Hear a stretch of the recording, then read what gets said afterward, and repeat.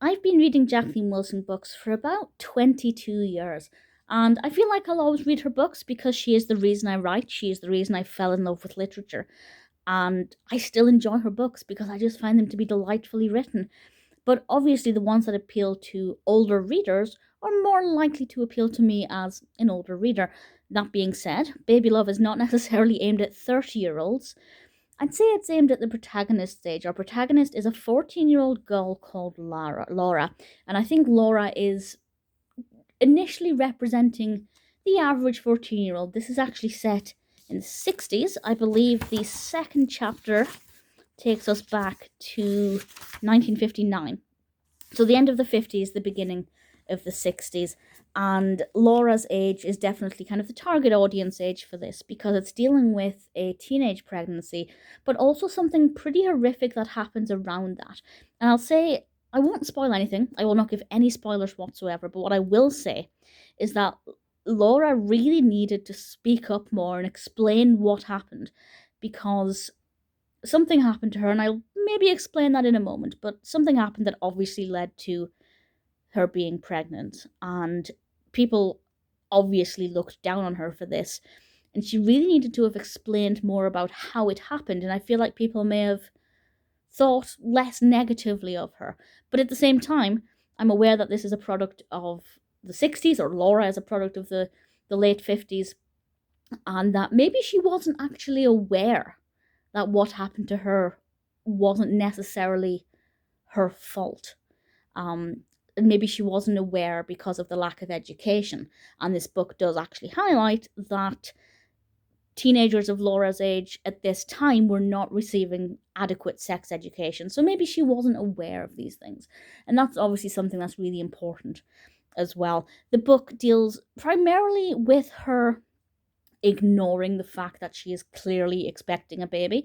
And then around about halfway through, now it's a pretty chunky book, it's a brilliant size, and I'd say about 200 of the 400 and something pages in is when it's finally confirmed that she's expecting a baby.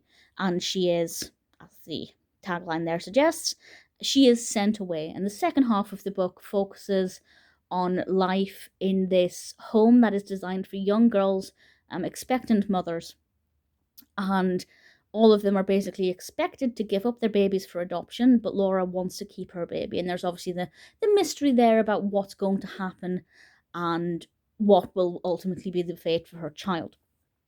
I will say it's obviously very well written. It's a Jacqueline Wilson book. I expected no less. I preferred the first half. I preferred getting to know Laura. I think when she's that relatable 14-year-old, it's much easier to read. And this is the only concern that I have for this. Now, it seems to be very well received online, so maybe it's not a concern and I'm overthinking it. But the reason Jacqueline Wilson's books are so popular is because her characters are so relatable. Even her historic novels that are set, obviously, in the past, the characters in them have very relatable attitudes, personalities, situations.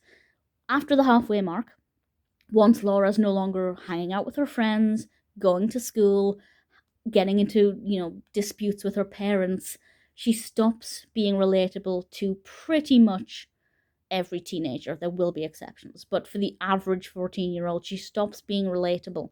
And I do wonder if the second half is as interesting to the target audience as the first half. It's still interesting, but personally, even I began to lose some interest in it, but not so much that I didn't want to keep reading it. Really thoroughly enjoyed it. It's not my favourite Jacqueline Wilson book. I will say as well that I did wonder how much detail Jacqueline Wilson would go into surrounding the conception. But what I'll say is, at no point does it even mention, how do I say this without getting demonetized? At no point does it even mention male genitalia, or female genitalia, in fact.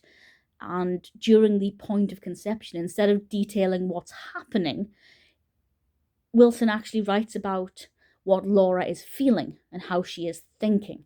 And it switches it from the physical act to how it makes the character feel.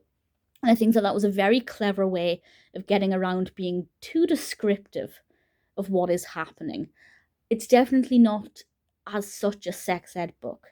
If a young person reading this doesn't know about sex, they definitely shouldn't be reading it. I think that's a pretty safe thing to assume, but it's not going to teach them about the birds and the bees. It might encourage them to go and learn about them. And as is pointed out in the book several times, this lack of education led to Laura being in this situation, um, because at the time she wasn't really fully aware of what was happening, which sounds bizarre, but it makes sense when you read it. And I don't think she realized at any point that actually she was a victim of what happened. And I think she does blame herself, which again comes down to education. Really fascinating, definitely for older readers though. Cover is gorgeous. Sure, Jacqueline Wilson's books aren't illustrated by Nick Sherratt anymore, but I've slowly come to terms with that. I also just want to show you. Look how gorgeous that is. It's just absolutely stunning. Jacqueline Wilson's books are always brilliantly published, of course. Really beautiful. Definitely for older readers. I did really thoroughly enjoy it. My nail varnish accidentally matches the colour of the silhouette.